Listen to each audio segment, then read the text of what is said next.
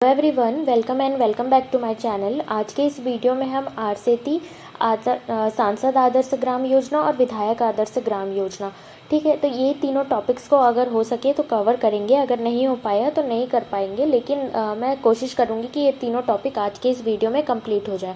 और साथ ही साथ मैंने यहाँ पे एमसीक्यू भी रखा है, तो वो एमसीक्यू भी हम देखने वाले हैं। तो बिना टाइम वेस्ट किए हम इस सेशन को स्टार्ट करते हैं। सबसे पहले हम देखेंगे आरसेती।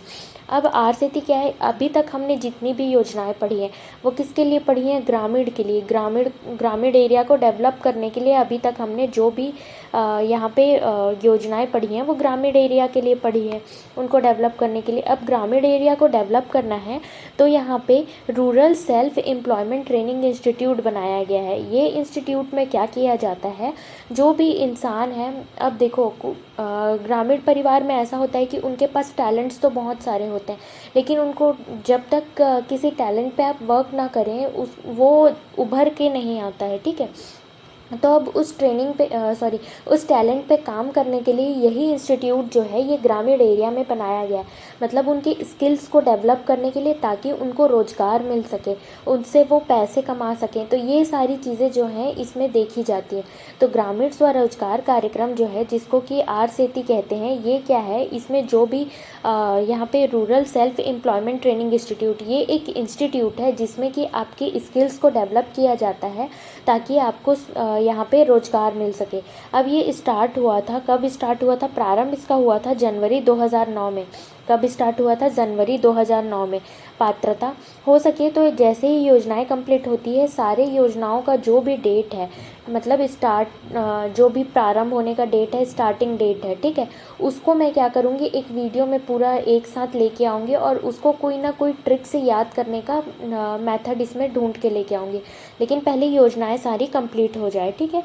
तो यहाँ पे अब हम देख लेते हैं, इसका पात्रता देख लेते हैं। पात्रता क्या है? जो भी बीपीएल परिवार के, कौन यहाँ पे अप्रूवल किन को मिलेगा? तो अप्रूवल वो होंगे जो बिलो पावर्टी लाइन के होंगे, 18 से 35 वर्ग आयु के बेरोजगार युवक युवतियाँ होंगे। उनके अंदर टैलेंट तो है, लेकिन उनके स्किल्स को और डेवलप करने की ज़रूरत है, ताकि वो उनका जो स्किल्स है वो इम्प्रूवमेंट हो सके और उनको फिर रोज़गार मिल सके। तो इसका मेन उद्देश्य यही है कि युवाओं को कौशल प्रशिक्षण देना, मतलब उनके स्किल्स को डेवलप करना, स्किल्स की मतलब उनको ट्रेनिंग देना और फिर उन्हें स्वरोजगार के अवसर उपलब्ध कराना, ठीक है। यहाँ पे उनको रोज़गार मिलता है। अब आरसेती केंद्र कितना है टोटल? तो यहाँ पे 18 केंद्र है, जिसमें 11 state bank of India, 5 bank of Baroda और 2 सेंट्रल बैंक के अंडर आता है, ठीक है। तो आरसेटी केंद्र जो है, rural self employment training institute, ये 18 केंद्र हैं टोटल। अब प्रशिक्षण हेतु समस्त राशि का वहन केंद्र सरकार करेगा। तो यहाँ पे जो भी इस ट्रेनिंग के अंतर्गत जो भी यहाँ पे राशि लगता है, जो भी यहाँ पे खर्चा लगता है, उसका जो भी यहाँ पे पैसे लगते हैं, उसका यहाँ पे कौन देगा? यहाँ पे तो केंद्र सरकार देगी। यहाँ पे प्रशिक्षण कार्यक्रम को 3 भागों में बांटा गया है। 3 भागों में कैसे बांटा गया है? फर्स्ट वर्ग में, फर्स्ट क्लास में 49 रुपीज़ प्रति घंटा, 1 घंटे के लिए कितना? 49 रुपीज़। सेकेंड वर्ग में है 42 रुपीज़ प्रति घंटा और वर्ग 3 में है 35 रुपीज़ प्रति घंटा। मतलब कि आरसेती में अगर आप ट्रेनिंग ले रहे हैं तो उसमें कम से कम मिनिमम जो है 200 घंटे जो है यहाँ पे आपको ट्रेनिंग दिया जाएगा। कितना? 200 घंटे आपको ट्रेनिंग दिया जाएगा, ठीक है। तो यहाँ पे न्यूनतम जो है आपको 200 घंटे ट्रेनिंग दिया जाएगा। अब वर्ष 2024-25 में 18,670 स्वरोजगारियों को प्रशिक्षण देने का लक्ष्य रखा गया। पर 2024-25 में कितने लोगों को यहाँ पे ताकि रोजगार मिल सके, इनके लिए लक्ष्य रखा गया आरसेती का? तो 18,670। वर्तमान में प्रशिक्षण प्राप्त हितग्राहियों की संख्या, कितने लोगों को प्रशिक्षण प्राप्त हुआ है, ट्रेनिंग कितने लोगों को प्राप्त हुआ है? तो 9,715। 18,670 था, जिसमें कि 9,715 जो है इन लोगों को अभी तक इतने हितग्राही हैं जिनको ट्रेनिंग मिल चुका है। अब नेक्स्ट है केंद्र एवं राज्य सरकार आरसेती में योगदान। तो भारत सरकार द्वारा गुणवत्तापूर्ण आवासीय प्रशिक्षण हेतु 2 करोड़ रुपए का वित्तीय सहायता दिया गया है। छत्तीसगढ़ को 1 करोड़ रुपए प्राप्त है। तो भारत सरकार द्वारा गुणवत्तापूर्ण आवासीय प्रशिक्षण हेतु यहाँ पे कितना दिया गया है? ट्रेनिंग के लिए यहाँ पे 2 करोड़ रुपए जो है भारत सरकार के द्वारा वित्तीय सहायता दिया गया है, ठीक है। सबसे पहले तो 200 घंटे मिनिमम जो है 200 घंटे का ट्रेनिंग इसमें दिया जाएगा। 18,670 जो है स्वरोजगारियों के लिए यहाँ पे ट्रेनिंग देने का लक्ष्य रखा गया, जिसमें से 9,715 जो है इतने लोगों को ट्रेनिंग मिल चुकी है। लेकिन यहाँ पे भारत सरकार द्वारा जो ट्रेनिंग के लिए राशि दी गई है वो 2 करोड़ रुपए जो है यहाँ पे अभी तक वित्तीय सहायता मिल चुकी है। और छत्तीसगढ़ में कितना मिल चुका है? छत्तीसगढ़ को 1 करोड़ रुपए प्राप्त है। अब राज्य सरकार निःशुल्क भूमि प्रदान करती है, यहाँ पे निःशुल्क भूमि देती है तथा प्रशिक्षकों को जुटाने में सहयोग करती है। तो राज्य सरकार का क्या काम होता है कि वो निःशुल्क यहाँ पे जो भी लैंड चाहिए, अगर जैसे ट्रेनिंग के लिए अब ट्रेनिंग देना है तो कोई ना कोई जगह तो चाहिए ही यार, है ना। तो वो जगह देने के लिए यहाँ पे कोई भी पैसे नहीं लेती, तो यहाँ पे राज्य सरकार भूमि देती है। तो राज्य सरकार निःशुल्क भूमि प्रदान करती है और साथ ही साथ जो भी ट्रेनिंग लेना चाहते हैं उनको ट्रेनिंग दिलाने में यहाँ पे उनको जोड़ने के लिए, ट्रेनर्स को जोड़ने के लिए यहाँ पे ट्रेनर्स नहीं, जो ट्रेनी होंगे मतलब जो लेना चाहते हैं ट्रेनिंग, उनको जुटाने में यहाँ पे सहयोग करती है। अब आरसेती के प्रशिक्षण के बारे में बताया गया है। 2023-24 अप्रैल से मार्च तक कुल प्रशिक्षित कितने हुए? कुल 15,040 जो हैं, और कुल सेटल्ड कितने हो गए हैं, जिसमें से सेटल्ड हो गए हैं तो 1848। सेटल्ड का मतलब है उनको इस चीज़ों का ट्रेनिंग मिला, जो भी चीज़ों का स्किल्स का डेवलपमेंट का कौशल प्रशिक्षण के लिए ट्रेनिंग मिला, अब वो सेटल्ड भी हो गए हैं। तो 15,040 लोगों को यहाँ पे मतलब ट्रेनिंग मिला, और यहाँ पे फिर कुछ लोग सेटल भी हो गए हैं, जिसमें से 1848 जो है सेटल हो गए। तो ये डेटा यहाँ पे दी गई है। तो आई होप आरसेती आपको अच्छे से समझ आया हो। आरसेती में कुछ नहीं है। बीपीएल परिवार मतलब बिलो पॉवर्टी लाइन में जो भी 18 से 35 वर्ग आयु का जो बेरोजगार होगा, बेरोजगार के लिए है ये। बेरोजगार जो होगा युवक युवतियाँ उनके लिए है। तो 18 से 45 वर्ष के आयु के जो होंगे तो इसमें उनको ट्रेनिंग दिया जाता है ताकि वो स्किल्स अपना डेवलप कर सकें, जो भी उनके अंदर जो भी उनको इच्छा है उसके हिसाब से, और फिर उनको रोज़गार का जो है यहाँ पे अवसर प्रदान हो सके। तो ये चीज़ें हमको आरसेती में देखनी थी। यहाँ पे मिनिमम 200 घंटे का यहाँ पे ट्रेनिंग दिया जाता है, ठीक है। अब नेक्स्ट हम इसमें देखेंगे सांसद आदर्श ग्राम योजना, इसको हम देखने वाले हैं। तो सांसद आदर्श ग्राम योजना, सबसे पहले इस योजना के नाम से ही उसको समझना चाहिए। तो एक ग्राम है जिसको आदर्श बनाना है। क्या बनाना है? आदर्श बनाना है, ताकि बाकी गांव जो है आसपास के गांव देखें तो वो उनके लिए कहीं ना कहीं बोलते हैं कि इंस्पिरेशन हो। तो ऐसा आदर्श ग्राम बनाए। अब इसको कौन बनाएगा? यहाँ पे सांसद हेल्प करेगा। तो सांसद जो है हेल्प करेगा यहाँ पे। सांसद आदर्श ग्राम योजना जो है, जो भी अपने निर्वाचित क्षेत्र का सांसद होगा, निर्वाचित क्षेत्र से अपने क्या कर सकता है यहाँ पे, निर्वाचित क्षेत्र से यहाँ पे उस ग्राम को चुन सकता है, और फिर उसको आदर्श बनाने का काम जो है यहाँ पे सांसद मतलब हायर लेवल अथॉरिटी जो है यहाँ पे सांसद यहाँ पे काम करेगी, ठीक है। तो यहाँ पे इसका प्रारंभ हुआ था 11 अक्टूबर 2014 को। किसने किया था? जयप्रकाश नारायण जयंती के अवसर पर ये 11 अक्टूबर 2014 को चालू हुआ था। इसका क्रियान्वयन जो है ग्रामीण विकास मंत्रालय द्वारा किया जाता है। क्रियान्वयन जो भी देखा जाता है ये ग्रामीण विकास मंत्रालय द्वारा किया जाता है।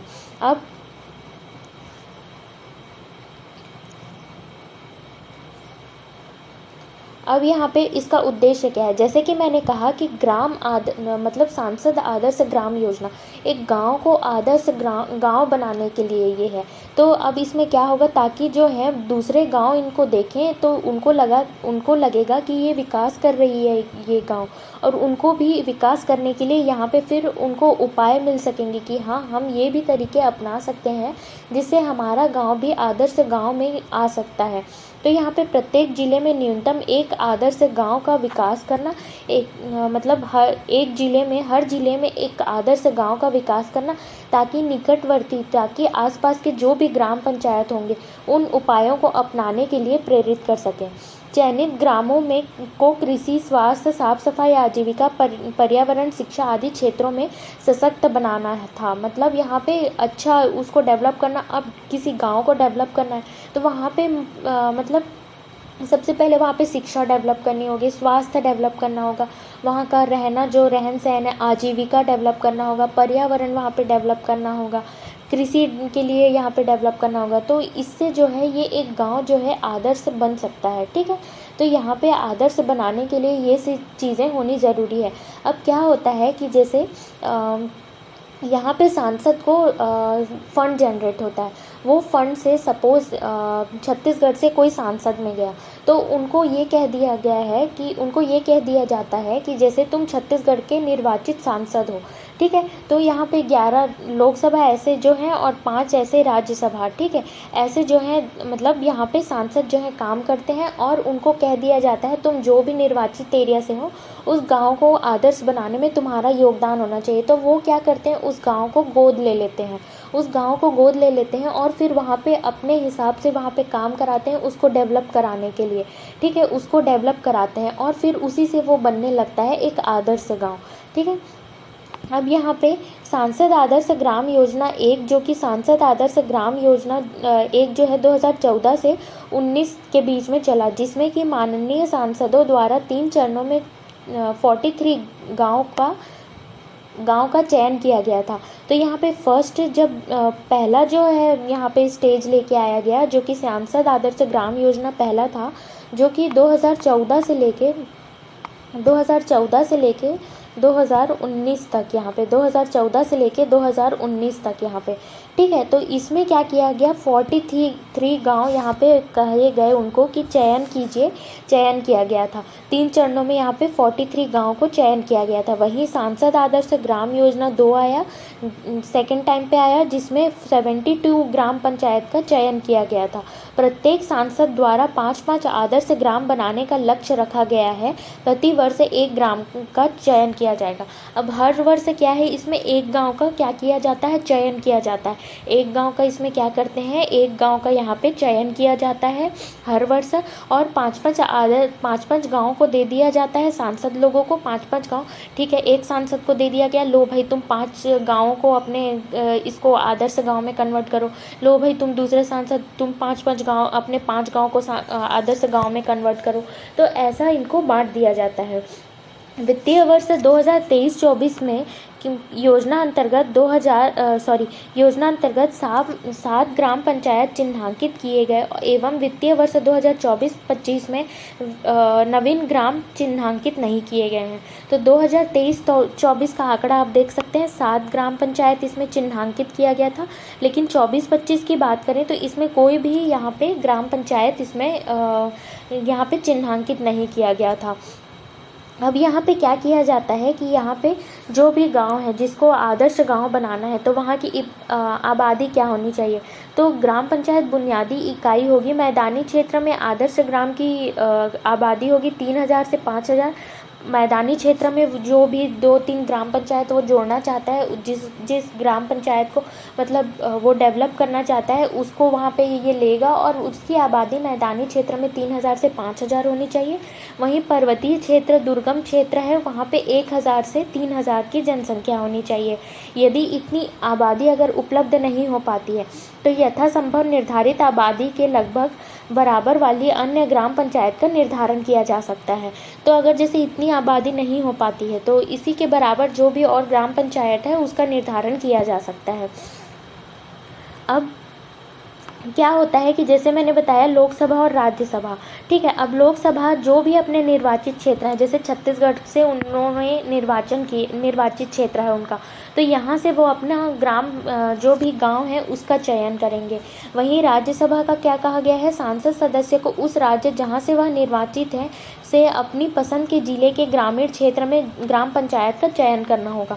तो यहाँ पे क्या है कि वही जहाँ से वो निर्वाचित तो उनका क्षेत्र है वहाँ से उनको गाँवों का सिलेक्शन करना होगा और उसको एक आदर्श गांव में कन्वर्ट करना होगा। नामित संसद देश के किसी भी जिले के ग्रामीण क्षेत्र के किसी एक ग्राम पंचायत का चयन कर सकता है, ठीक है। तो यहाँ पे कोई भी गांव का चयन कर सकता है, लेकिन एक पॉइंट इसमें, हालांकि मुझे जहाँ तक याद आ रहा है, अगर यहाँ पे ये चीज़ें गलत होंगी तो आप बिल्कुल कमेंट में बता सकते हैं।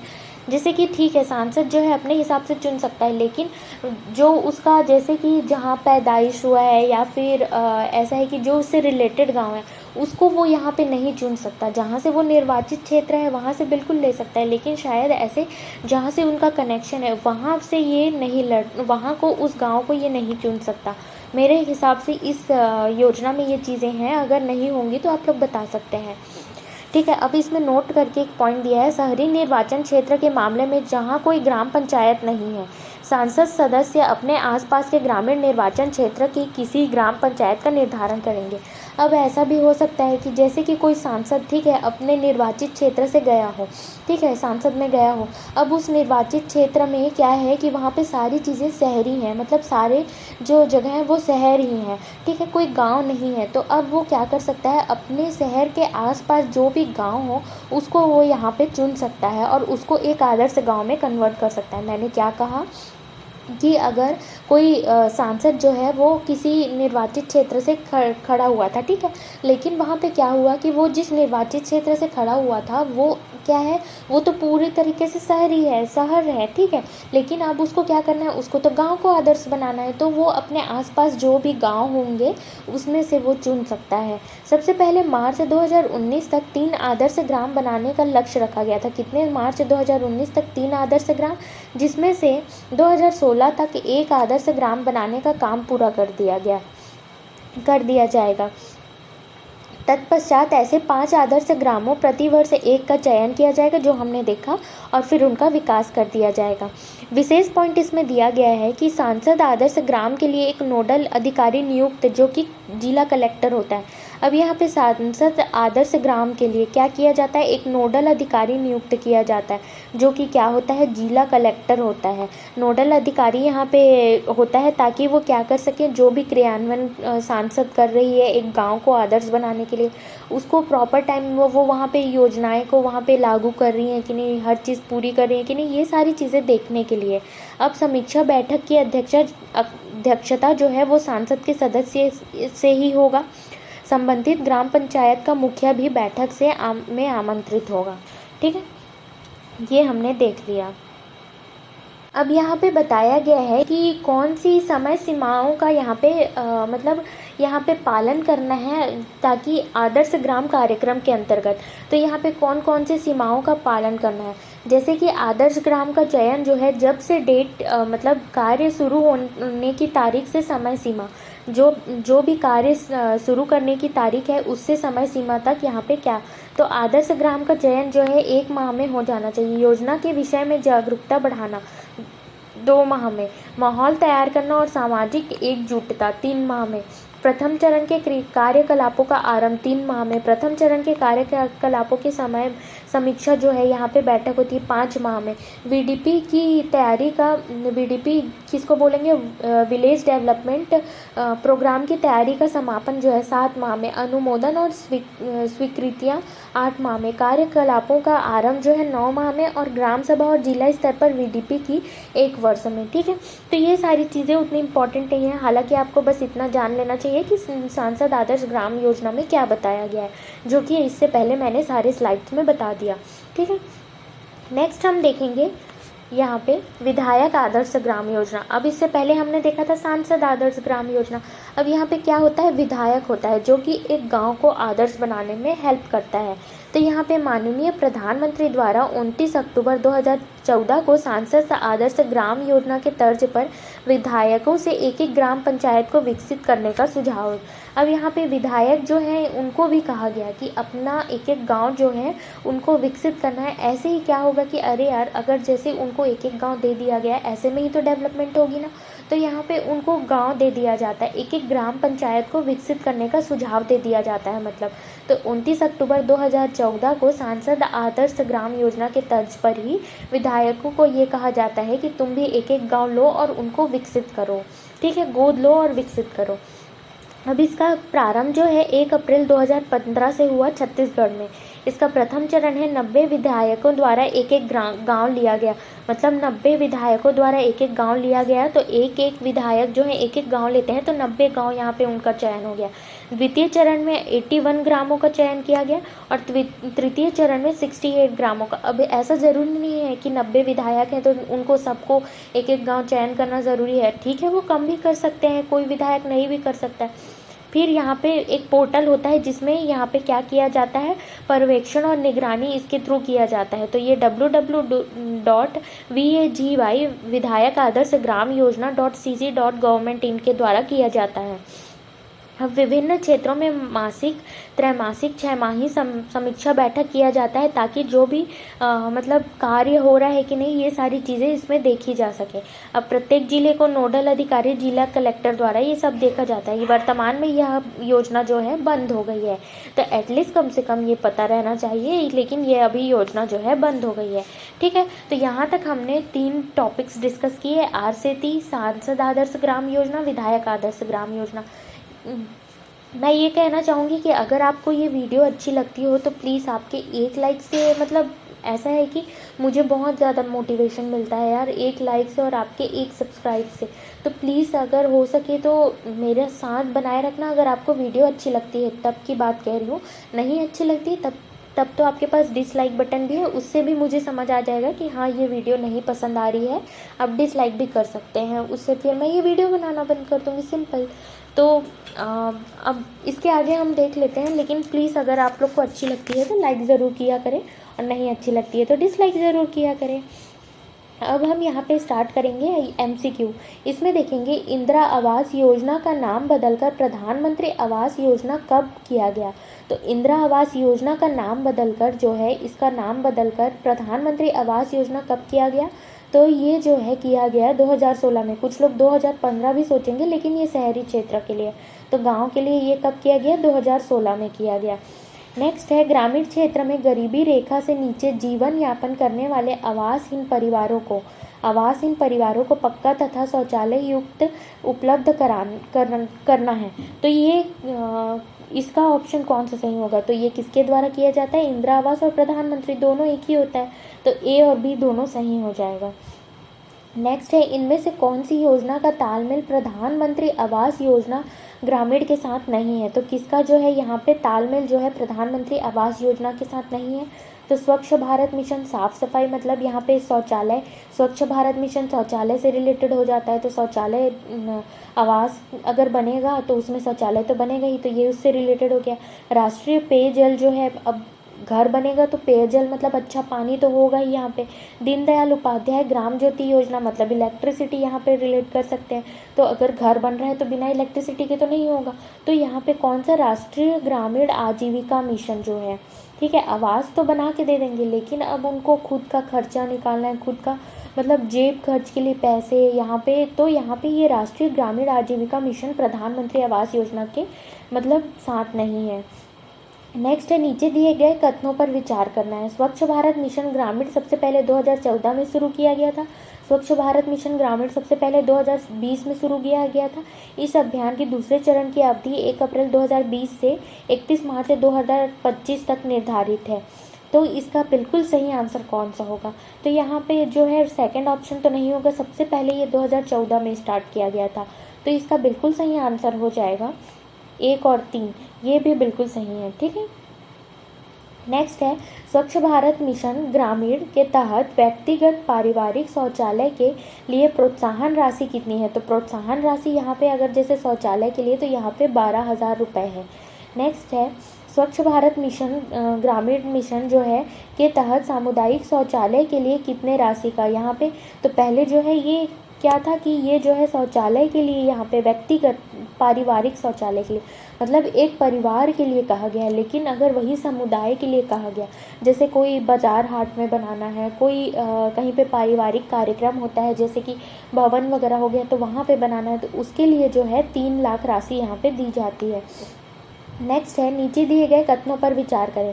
स्वच्छ भारत मिशन ग्रामीण के तहत सामुदायिक शौचालय का निर्माण केंद्र सरकार द्वारा कराया जाना है, तो ये क्या हो जाएगा, ये बिल्कुल गलत हो जाएगा। ठीक है, सामुदायिक शौचालय के निर्माण में मजदूरी का समन्वय हाँ मनरेगा करती है। ठीक है, सामुदायिक शौचालय के निर्माण में केंद्र और राज्य का अंश बिल्कुल सही है, तो इसका सही आंसर हो जाएगा 2 और 3 दोनों सही हो जाएगा। नेक्स्ट है केंद्रीय पेयजल और स्वच्छता मंत्रालय के स्वच्छ सर्वेक्षण ग्रामीण में ईस्ट जोन में सर्वश्रेष्ठ प्रदर्शन करने वाले राज्यों में छत्तीसगढ़ को कौन सा स्थान मिला है, तो यहाँ पे कौन सा स्थान मिला है, तो इसको पहला स्थान जो है मिला है। नेक्स्ट है प्रदेश के समस्त ग्राम पंचायत कौन से वर्ष खुले में शौच मुक्त हुए, तो ये जो है ये शौच मुक्त हुए वर्ष 2018 में, वर्ष 2018 तक जो है खुले में शौच मुक्त जो है प्रदेश के सारे ग्राम पंचायत जो है यहाँ पे खुले में शौच मुक्त हुए।